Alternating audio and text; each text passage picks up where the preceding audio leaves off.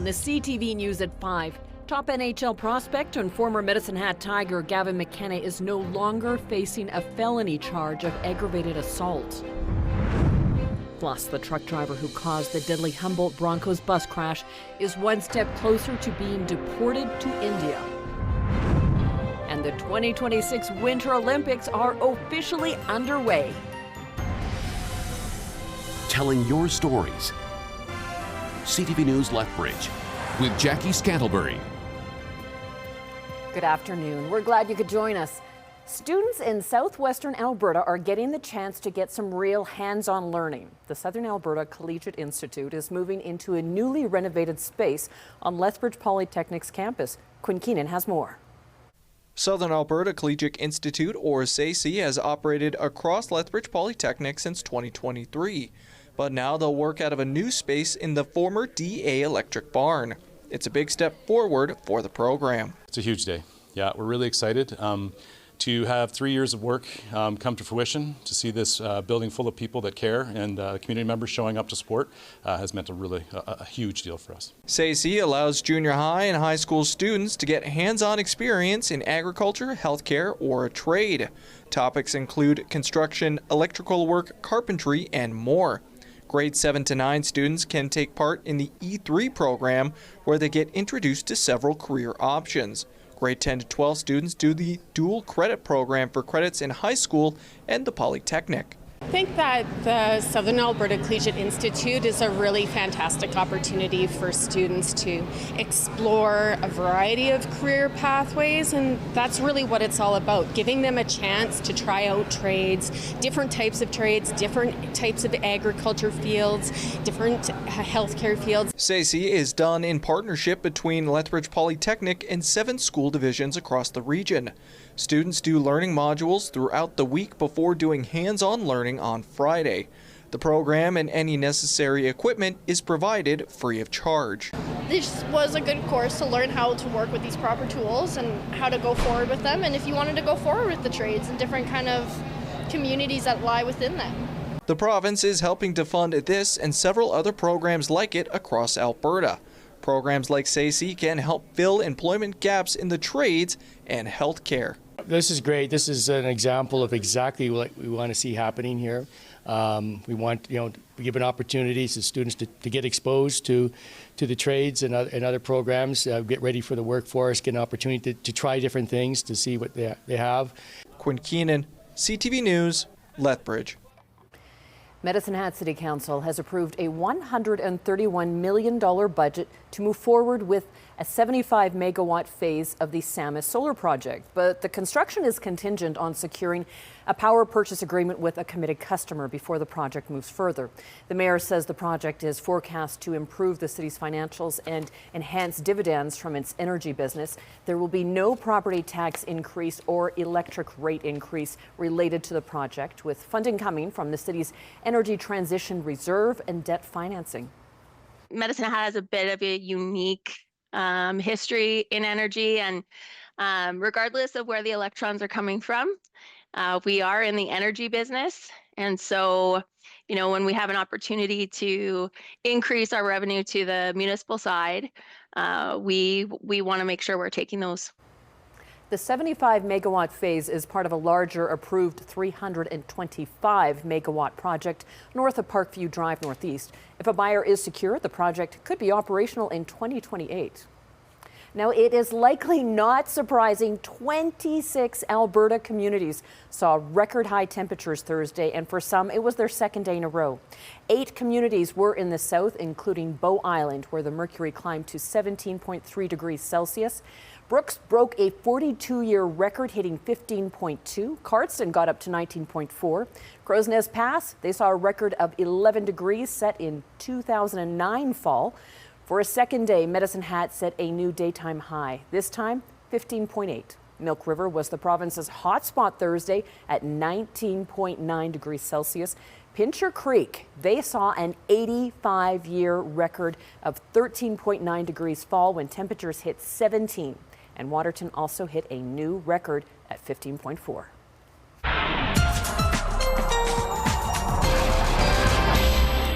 Martin is here with the forecast, and we are talking more record-breaking temperatures today. Yep, monthly record-breaking temperatures. This is the hottest temperature it's been in Alberta for the month of, for Lethbridge since records were kept since 1902. A lot of data, very interesting data from Environment Canada coming out today, so I'll condense this more in our next hit here. But we're sitting at 20 degrees right now, mainly sunny thanks to that Chinook. Westerly winds coming in at 30 kilometers an hour. Those winds could really intensify as we get into tomorrow, as we start to see this jet stream get even closer to the Lethbridge area. Could result in winds 50 to 80 kilometers an hour. A lot of sunshine, but there's going to be a lot happening when it comes to the weather over the next couple of days. Jackie, I'll have those details coming up. All right. Thank you, Gina. Pennsylvania prosecutors are withdrawing a felony aggravated assault charge against Canadian hockey player, top NHL prospect, and former Medicine Hat Tiger Gavin McKenna.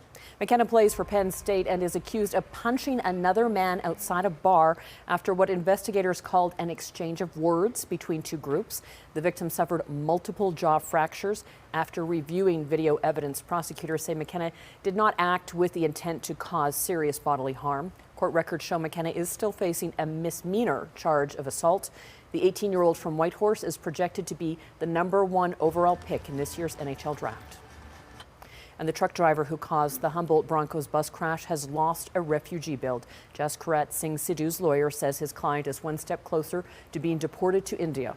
The Canada Border Services Agency is now under a legal obligation to remove Sidhu from Canada. His lawyer plans to ask for a deferral. The board is still considering a previous application to restore Sidhu's permanent resident status on humanitarian grounds because he has a child with complex medical issues.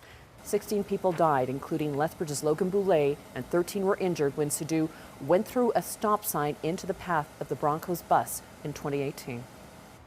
A former Lethbridge man accused of war crimes in Guatemala has lost a bid to keep his Canadian citizenship. Jorge Sosa Orantes was arrested in Lethbridge in 2011, and since 2017, Sosa has been fighting Ottawa's attempt to strip him of his Canadian citizenship for lying about his past. He's accused of concealing his role in the 1982 massacre of more than 200 villagers by the Guatemalan army.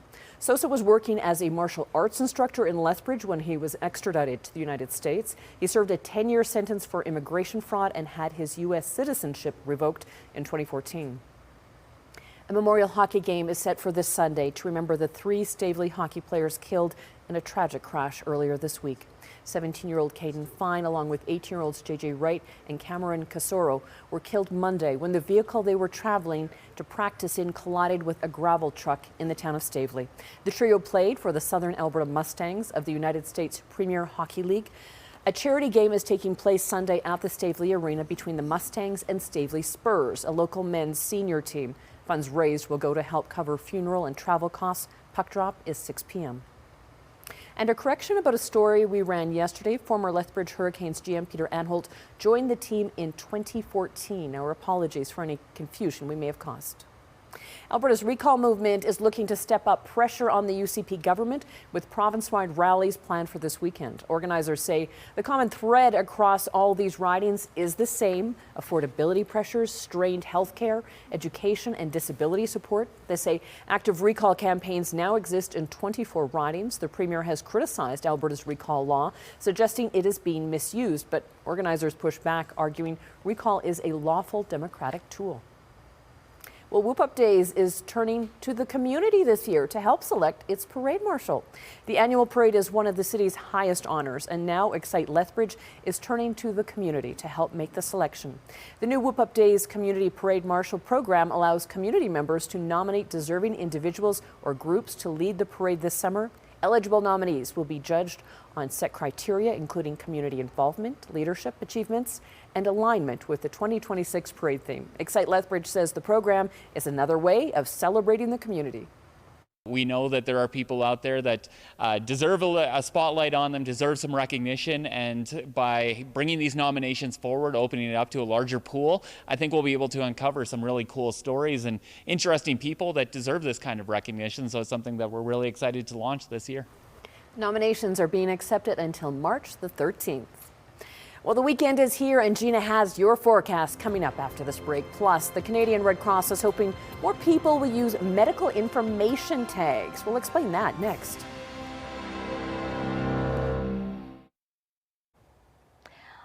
Welcome back. Happy Friday. What a beautiful shot here of that sunshine, southwest shot here on our sky cam. And you can see the mountains. You can see that Chinook setup. And I'll show you the radar satellite in a moment here where it really shows that Chinook condition for today. I mean, the temperatures show it as well. 18 degrees for Lethbridge right now, 19 in Milk River. I'd like to reiterate a comment I made earlier. Again, the temperature today was a high of 20.3 degrees for Lethbridge. That's the warmest it's ever been for Lethbridge in February since records were kept all the way dating back to 1902. So a very warm day out there. Same can be said for Brooks, and Pincher Creek also saw new monthly temperature records broken as well. Tomorrow, another warm day out there as we see some movement in the jet stream. So it won't be record-setting temperatures for the Lethbridge area, but 15 degrees is 14 degrees above seasonal for this time of year. Thanks to those winds, those westerlies that have moved through today and will continue tomorrow even stronger at around 50 to 80 kilometers an hour for the city. So this is that Chinook. You can see it play out so nicely on the radar here. There's the sinking air along the mountains there on the leeward sides and the Chinook arc redeveloping in the Lethbridge, Calgary. It really is quite the long setup there. It's just really cool to see that play out so nicely on your radar satellite. We see the ridge there as well. So this is a very textbook situation when it comes to a Chinook day.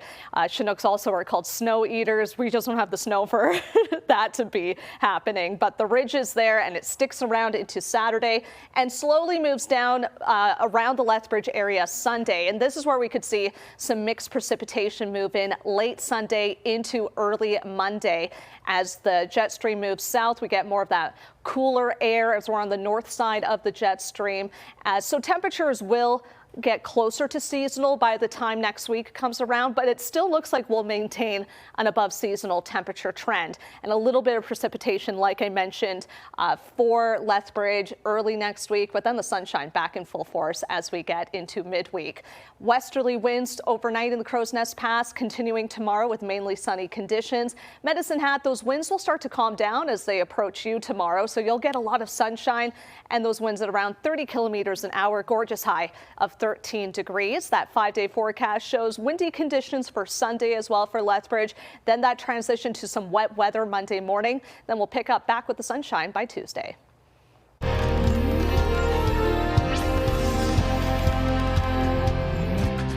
There's a tag that could help save your life in an emergency. The Canadian Red Cross is hoping more people will use a no-tech method to help keep health information handy. Amanda Anderson explains. So this particular helmet is a helmet that I crashed in. This is the helmet Justin Napick was wearing when he crashed during a 2024 race in BC.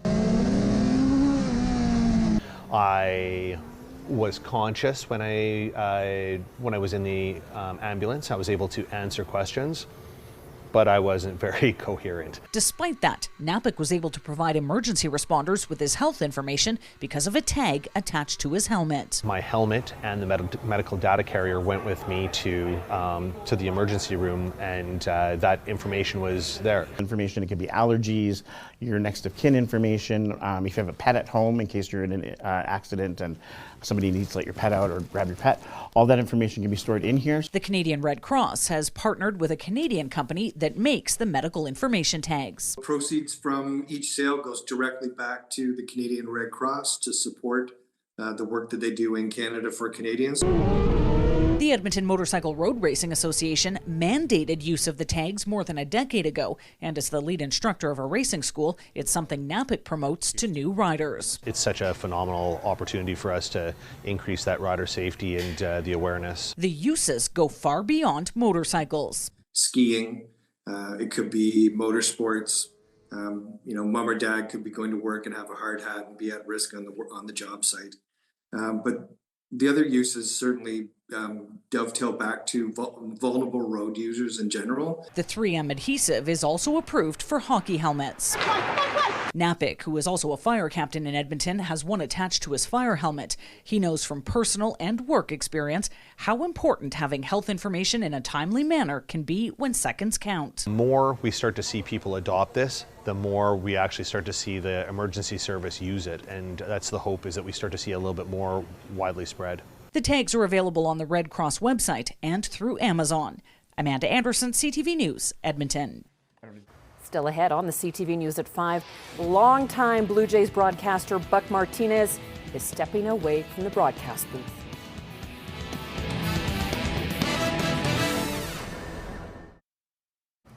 Welcome back. Lethbridge Hurricanes are continuing a 3-game road trip tonight in Prince Albert. Now, the Canes enter the game after having their 3-game winning streak ended on Saturday with a loss to the Medicine Hat Tigers. Tonight will be the final of 4 meetings between the Hurricanes and Raiders, with the Raiders posting a 3-0 record against the Canes this year. Following tonight's game, the Canes will hit the road for a matchup against the Saskatoon Blades tomorrow to cap off their road trip. Medicine Hat Tigers, they'll have a home-and-home matchup this weekend against Swift Current. Tonight, the team is in Swift Current to face off against the Broncos. This is the third of 4 matchups between the clubs. The Tigers will then return home tomorrow for a rematch against the Broncos at Co-op Place. And the Tigers are currently second in the Eastern Conference. Over in the BCHL, the Brooks Bandits are looking to get back into the win column after an overtime loss to the Black Falls Bulldogs last Saturday. The Bandits will be looking for a victory tonight against the Okotoks Oilers. The Bandits are currently in second in the Interior East, while the Oilers are last. This is the only game for the team this weekend. Puck drop, that is set for 7 o'clock. And the Cranbrook Bucks will be at home this weekend for a pair of games. The Bucks will host the Salmon Arm Silverbacks tonight at 7. Both teams will face off again tomorrow in Cranbrook. The Bucks currently sit in 4th in the Interior West, while the Silverbacks are 3rd seed. The Kodiaks and Pronghorns are both in action this weekend. Volleyball will be at home this weekend against the Olds College Broncos. The women kick off the weekend slate tonight at 6, followed by the men at 8. Tomorrow, we'll see some early starts with the women at 1 and the men at 3. The basketball teams will spend their weekend in Olds, taking on the Broncos. The women will also start at 6 with the men at 8. Tomorrow will again feature the same start times at 1 and 3. Pronghorns basketball will also be on the road this weekend. They'll be heading up Highway 2 for a slate of games against the University of Alberta women. Start tonight at 6 and the men will tip off at 8. And tomorrow, same matchups with earlier start times. The women play at 5 with the men following at 7. The Milano Cortina Winter Olympics have officially kicked off. For the first time, the ceremony was a multi-site event spread across northern Italy. CTV Scott Hurst has the details on the celebration of sport, Team Canada, and the first events of the day. More than 200 Canadian athletes are stepping onto the world stage. Led by flag bearers, Quebec's Mikhail Kingsbury and BC's Marielle Thompson, both athletes, previous Olympic champions, as Canada's team eyes more podium appearances. The opening ceremony is a stunning display of culture and sport, with the host nation always mixing in its own flavor, and Italy sure has a rich history to show off as Milano Cortina welcomes the world. And for the first time in Olympic history, the ceremony takes place across multiple venues in separate cities in a widespread yet unified event, with San Siro Olympic Stadium in Milan serving as the central hub. They'll emphasize Italy, naturally. Music, dance, arts, they have a lot to work with. Even before the pomp and ceremony to officially kick off 17 days of sport and spectacle, Canadian athletes have already begun making their mark. Quebec's Francis Jobin soaring into the Big Air final. He'll have a shot at the podium on Saturday in his Olympic debut. The husband and wife mixed doubles curling team of Jocelyn Peterman and Brett Gallant are now 3-1, winning their first 3 matches before falling to the Americans. And Canadians sit 5th after day 1 of the Olympic figure skating team event. The competition kicks into high gear tomorrow with the first medals being awarded. And after the first match was postponed on Thursday, the Canadian women's hockey team will begin its pursuit of back-to-back Olympic gold medals. Scott Hurst, CTV News, Toronto. Now turning to the Ball Diamond, longtime Toronto Blue Jays broadcaster Buck Martinez has announced his retirement after 40 years with the franchise. Thank you very much. Martinez says he and his wife decided after the World Series that it was time to step out of the booth and enjoy the years ahead. The 77-year-old's career with the Blue Jays began back in 1981, first as a player and included the famous broken leg double play in 1985. Blue Jays catcher Buck Martinez breaking his leg in a home plate collision with Phil Bradley of Seattle. Martinez went on to manage the Blue Jays from 2001 to 2002 and then became the legendary voice of the franchise for multiple decades. Still ahead on the CTV News at 5, we look at the battle of the Super Bowl ads next.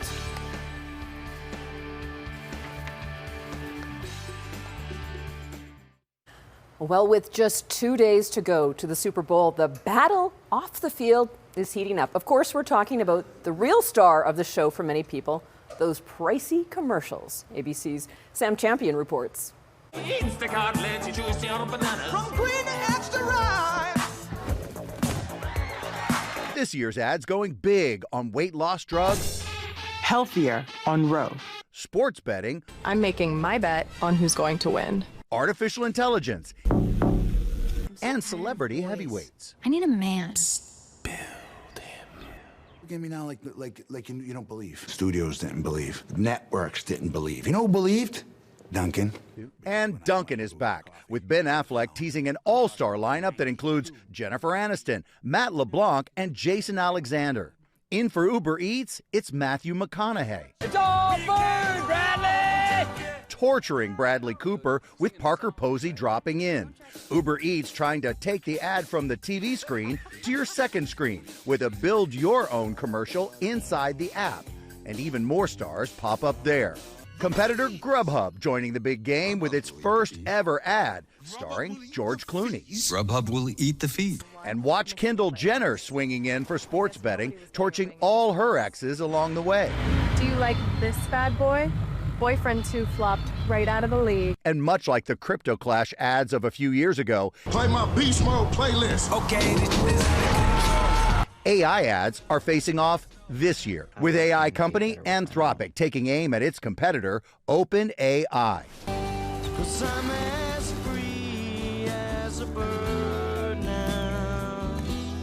And a Super Bowl classic is back, Budweiser and those beautiful Clydesdales with a new take for their 150th. Well, thank you for sharing this time with us. Now here's the early edition of the CTV National News.